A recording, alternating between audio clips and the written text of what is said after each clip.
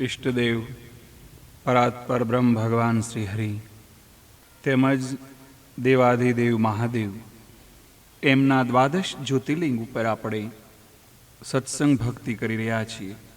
તેમાંથી આજે આપણે 10મું જે જ્યોતિર્લિંગ ત્રંબકમ ગૌતમી તટે એમની ઉપર વિશેષ ચર્ચા વિચારણા કરવાના છીએ. પરમાત્મા શ્રી કૃષ્ણ સનાતન ધર્મની મૂર્તિ છે. સનાતન ધર્મનું રક્ષણ કરવા ભગવાન અવતાર ધારણ કરે છે. શ્રી કૃષ્ણને સનાતન ધર્મ અતિશય પ્રિય છે.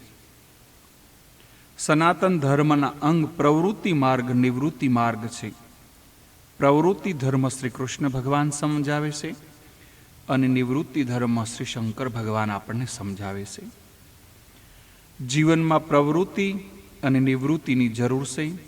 બહુ પ્રયત્ન કરવાથી વધારે ધન નહીં મળે. જરૂર પૂરતા પૈસા માટે પ્રવૃત્તિ કરો, પણ તેની પાછળ પડતા નહીં.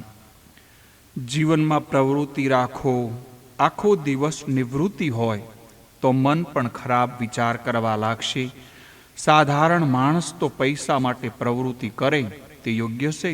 સંતો મહાત્માઓ આખો દિવસ ભક્તિ ધ્યાન કરી શકે. ભક્તિ રસ અતિ મધુર છે. સાધારણ માણસ માટે સર્વકાળ ભક્તિ કરવી સહેલું નથી. માણસ પ્રવૃત્તિ છોડે પછી સર્વકાળ ભક્તિ કરે તો તેને હાથે પાપ થશે. પ્રવૃત્તિ પ્રભુ માટે કરો, પણ પ્રભુ સાથે રાખીને કરો. પ્રવૃત્તિ કરવાની શાસ્ત્રમાં આજ્ઞા છે. જીવ સંસાર સુખ ભોગવે એમ વેદમાં કહ્યું છે. ધર્મ મર્યાદામાં રહી જીવ વિવેકથી સુખ ભોગવે. ભોગ ભોગ માટે નહીં, ત્યાગ માટે છે. નિવૃત્તિ માટે પ્રવૃત્તિ છે. પ્રવૃત્તિ કરો પણ પરમાત્મા માટે, પ્રભુ સાથે રાખીને કરો તો તે નિવૃત્તિનું ફળ આપશે. આમ બે ધર્મ કયા છે? પ્રવૃત્તિ ધર્મ શ્રી કૃષ્ણ ભગવાન સમજાવે છે અને નિવૃત્તિ ધર્મ શંકર ભગવાન આપણને સમજાવે છે. એકવાર ભગવાન શંકરે 87 લાખ વર્ષ સુધી સમાધિ સ્થિત બની રહ્યા. બ્રહ્મનું ચિંતન કર્યું. આના કારણે એમની શક્તિ ખૂબ વધી, તેજ વધ્યું. આવી શક્તિ તેજના પુંજ સમાન શિવના દર્શન પૂજા કેવી રીતે થઈ શકે? આ સમયે શિવે 12 જગ્યામાં પોતાના શક્તિ તેજ પ્રસરાવ્યા. આ 12 જ્યોતિર્લિંગ એ જ દ્વાદશ જ્યોતિર્લિંગ કહેવાય છે. ત્રંબકમ ગૌતમી તટે. ગૌતમી ગોદાવરીનું નામ છે. ગૌતમ ઋષિની પ્રાર્થનાથી પ્રગટ થઈ તેથી ગૌતમી નામ છે. ગૌતમ ઋષિએ અહીં તપશ્ચર્યા કરી છે. આ વિસ્તારમાં પાપ વધ્યું તેથી પુષ્કળ દુષ્કાળ પડ્યા. પાપ વધારે ત્યારે ધરતી અનરસ બધું ગળી જાય છે. ભારત ભૂમિ તો સ્વર્ગ ભૂમિ છે. જ્યાં ધર્મ છે ત્યાં ધરતી માતા બધું પ્રગટ કરે છે. વાછરડો ન હોય તો ગાય માતા દૂધ પી જાય. દૂધ અંદર શોષી લે. ગાયના શરીરમાં દૂધ છે પણ વાછરડો દૂધ પીએ તો ગાય દૂધ છોડે. એવી જ રીતે ધર્મ હોય તો ધરતી માં બધુંય આપે. ધર્મ ન હોય તો ધરતી માં બધું સોચી લે. ભારત દેશમાં દુષ્કાળ નહીં આવે. અજય ધર્મમાં શ્રદ્ધા રહી નહીં, તેથી આમ થવા લાગ્યું છે. ધર્મ પાયો છે. સદાસાર ધર્મ જ્યાં હોય ત્યાં જ્ઞાન ટકે.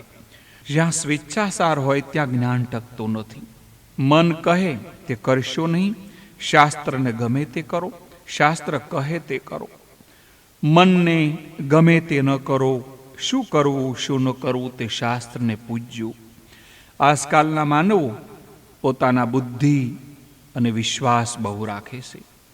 એકાદશીએ ક્ષોર કર્મ ન થાય, બહુ પાપ લાગે. દ્વાદશી પૂર્ણિમા અમાવસ્યા પવિત્ર દિવસો છે. આ દિવસમાં પવિત્ર કાર્ય કરો. ધર્મમય જીવન જીવો. પ્રભુનું ધ્યાન કરો. ઇન્દ્રિયોમાં સંયમ રાખો. જ્યાં સદાસાર ત્યાં બુદ્ધિમાં સદવિચાર ટકે. હિતનું શાસન કરે તે શાસ્ત્ર. શાસ્ત્ર ઋષિમુનિઓની વાણી છે. ઋષિમુનિઓ દાળ ભાત ખાતા નથી, બંગલામાં રહેતા નથી, પર્ણકુટીરમાં રહેતા, ઝાડના ફળ ફૂલ ખાઈને નિર્વાહ કરતા. એમણે સમાજને સત્માર્ગે વાળવા માટે શાસ્ત્ર કથ્યા. ઋષિ મુનિગણ ખોટું નહીં બોલે, માટે શાસ્ત્રને અનુસરો.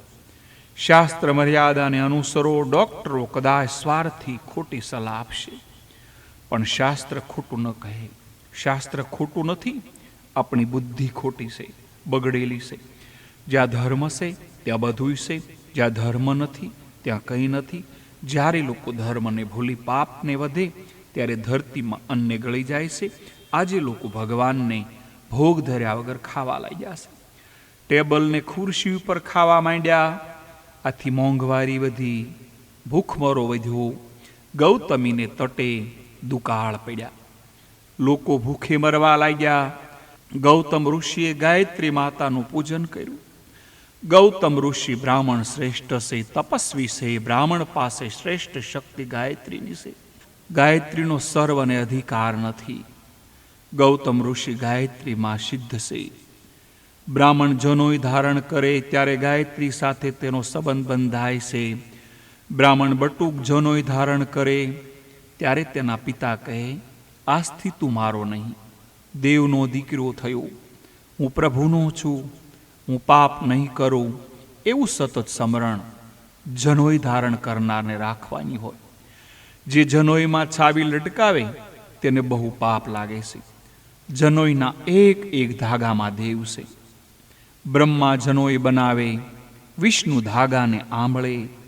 ગાંઠ શિવ બાંધે, પવિત્ર અવસ્થામાં હાથે જનોય બનાવજો. જે બ્રાહ્મણ સંધ્યા ગાયત્રી કરતા નથી તે મોટા ભક્ત હોય, જ્ઞાની હોય, યોગી હોય તો પણ તેનું પતન થશે. પ્રથમ ગાયત્રી ઉપાસના બ્રાહ્મણ માટે કહી છે.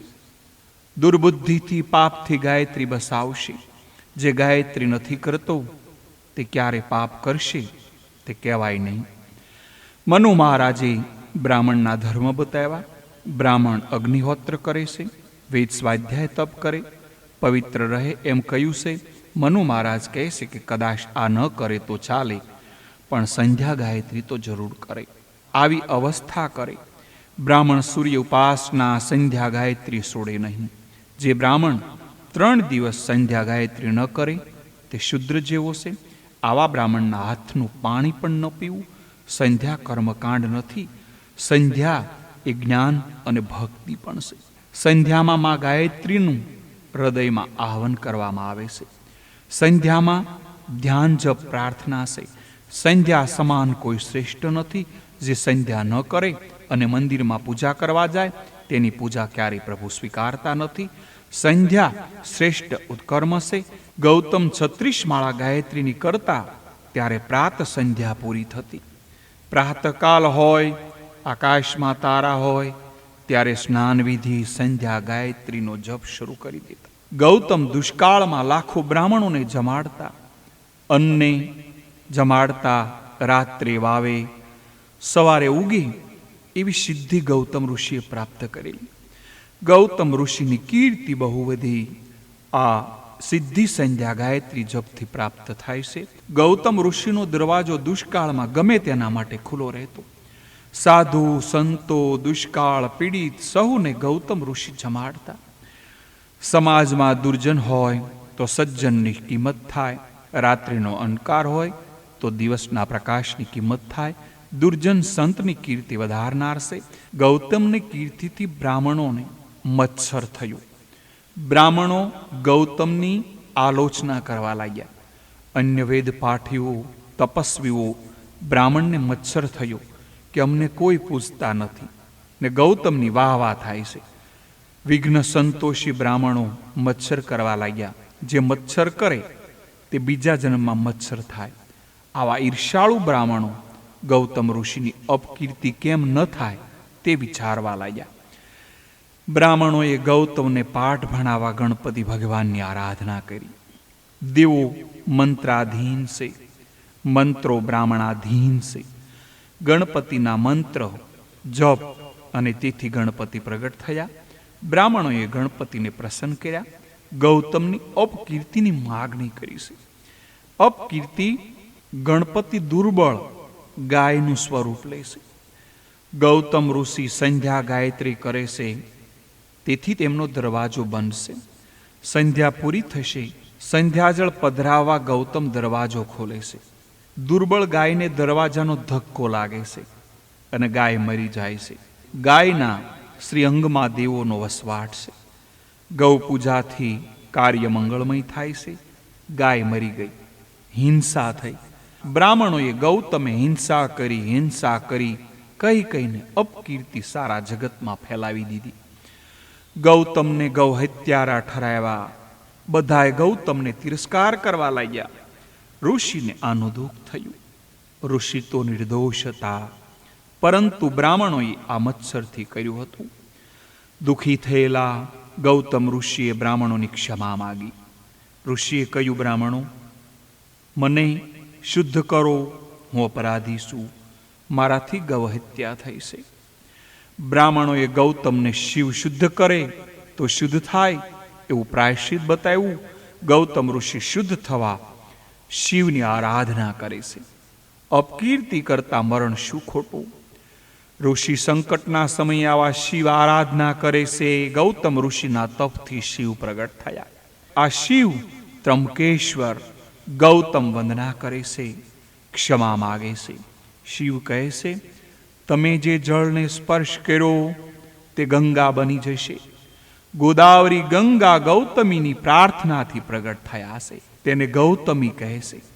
ગંગાએ ગૌતમને કહ્યું, આવા પાપીઓનો મને સ્પર્શ ન થવો જોઈએ. આ બ્રાહ્મણો કૃતજ્ઞ છે, તેમને માટે કોઈ પ્રાયશ્ચિત નથી. તમારું અન્ન ખાધું અને તમારી અપકીર્તિ કરી, ખાય તેની સાથે વેર કરે, આ મને સ્પર્શવા ન જઈએ. ગૌતમ ઋષિએ ગંગાજીમાં સ્નાન કરી ગંગા માને મનાવ્યા. પોતાના ભાઈઓના અપરાધોને માફ કરવા પ્રાર્થના કરી. આ સ્થાનમાં ત્રંબકેશ્વર પ્રગટ થઈ બિરાજ્યા છે. ગોદાવરી એ ગંગા છે. ભગવાન રામ ગોદાવરીના તટે રહ્યા, તેથી પણ આ સ્થાનનો મહિમા ઘણો વધી ગયો. અહીં રામકુંડ, સીતાકુંડ, લક્ષ્મણ કુંડ છે. જ્યાં રામ, સીતા, લક્ષ્મણે સ્નાન કર્યું ત્યાં કુંડ થયા છે. બ્રહ્મા, વિષ્ણુ અને મહેશ ત્રણેય દેવોને અહીં પૂજા થાય છે. આ ત્રણેય દેવો તત્વથી એક છે. જીવને 2 આંખ, શિવને 3 આંખ છે. માનવને 2 આંખ પ્રાપ્ત થઈ. એક આંખ જગતમાં રાખે, બીજી આંખ ભગવાનમાં રાખે. એક આંખ જગતમાં, બીજી આંખ વૈકુંઠમાં. જે 2 આંખ જગતમાં રાખે છે તેનું જ્ઞાન વહી જાય છે. શિવને 3 આંખ છે. શિવ ત્રંબકેશ્વર છે. આ 3 આંખો તે જ્ઞાન, ભક્તિ અને વૈરાગ્ય છે. જીવ શિવરૂપ થાય જ્યારે ભક્તિ, જ્ઞાન, વૈરાગ્યને સાથ કરે છે. ભક્તિ, જ્ઞાન, વૈરાગ્ય આમાંનું કોઈ મુખ્ય કે કોઈ ગૌણ નથી. સંસારનું સુખ મીઠું લાગે ત્યાં સુધી સ્થિરતા થતી નથી. સંસારનું સુખ આરંભમાં મીઠું પણ પરિણામમાં દુઃખદાયી છે. ભક્તિમાં વૈરાગ્યની જરૂર છે. જ્ઞાન ભક્તિ ટકાવવા વૈરાગ્યની જરૂર છે. આ જ્ઞાન, વૈરાગ્ય, ભક્તિ એ પ્રભુની 3 આંખો છે. આ સ્વરૂપ તે જ ત્રંબકેશ્વર ભગવાન, તે જ ત્રંબકેશ્વર જ્યોતિર્લિંગ. જીવે શિવ સ્વરૂપ થવા આરાધના કરવી જોઈએ. ત્રંબકેશ્વર જ્યોતિર્લિંગ મહારાષ્ટ્રમાં નાસિકની પાસે ગૌતમી નદીના તટ પર આવેલું છે. અહીંયા વાલા મિત્રો, અવશ્ય ભગવાનની યાત્રા કરવા માટે પધારજો અને ત્રંબકેશ્વર ભગવાનની યાત્રા કરજો. વૃદ્ધ માતા પિતાની સેવા ન કરે અને મંદિરમાં જાય એની ભક્તિ ભગવાન ક્યારેય સ્વીકારતા નથી. ઘરમાં કુસંગ હોય તો ઘર છોડવું, સત્સંગ હોય તો ઘર છોડવાની કોઈ જરૂર નથી. માન અપમાનમાં શાંત રહી શકે એ જ ભક્તિ કરી શકે. વ્યસન જેવું કોઈ પાપ નથી. સત્સંગ મળે તો વાંધો નહીં, પણ કુસંગમાં પડવું નહીં. કોઈનો પણ ત્યાગ કરો તો કુભાવ રાખી ત્યાગ ન કરવો. પાપ પુણ્યના આધારે પ્રજાની પ્રાપ્તિ થાય છે. અતિ પાપીને પૈસા અપાવે એ પાપ કરવાની પ્રેરણા છે. એટલું કહીને અહીંયા 12 જ્યોતિર્લિંગ ભગવાન જે ત્રંબકેશ્વર મહારાજ, ત્રંબક ભગવાન, ત્રંબક જ્યોતિર્લિંગને અહીંયા આપણે કથા પૂર્ણ કરીએ. આવતા સમયે હિમાલયે તું કેદારમ, કેદારનાથ ભગવાનની વાત કરશું. આપ સર્વના શરણમાં મારા કોટી કોટી વંદન પ્રણામ.